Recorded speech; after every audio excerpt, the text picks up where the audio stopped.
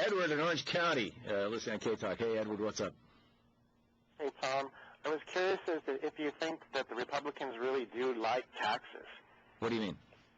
Well, I mean in the effect that they certainly like to spend money if you look at their record. Right. And they use tax dollars to do so. They want to privatize Medicare, which basically is a private tax. They want to privatize Social Security, which would basically be a private tax going into private pockets.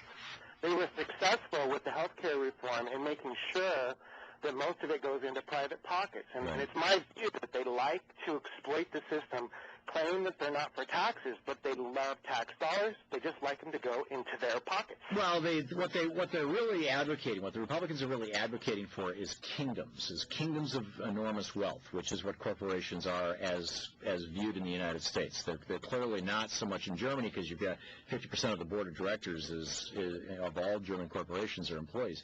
But yeah, and good point, Edward. And the Republicans are all in favor of somebody taking your money. They just don't want it to be a democratically elected government, God forbid. You ever hear of a guy by the name of William A. Niskanen? William Niskanen is the chairman of the board of the CATO Institute. And back in 2007,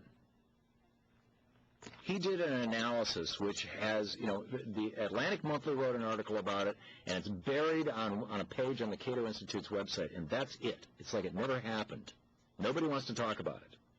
Because he discovered something that was so shocking that even the Cato Institute is horrified by it. What he discovered when he looked, he was asking the question, why is it that Reagan cut taxes and government exploded in size? The size of the government almost doubled under Reagan. Our debt tripled under Reagan, and taxes were cut in half. Now, why would government increase? Because the theory at the time of Reaganomics was that if you blow up the debt by cutting taxes, that Americans will be so horrified by the debt that they, through their elected representatives, will demand less government because they don't want the debt. That's the theory of Reaganomics. So he says, why didn't that work? And then what happened when Bill Clinton came into power and raised taxes, and the size of government in the last 2 years that he was in office actually shrank. And then George W. Bush comes into office and drops taxes again, runs up the debt from $5 trillion to $13 trillion, and the size of government again, the military budget in the United States from 2000 to 2008 almost doubled. And other parts of government increased. It turns out what Chairman Niskanen discovered was that whenever income taxes in the United States, overall, across the board, when they equal less than 19% of GDP, the government has become essentially cheaper, and so people want more of it, including corporations.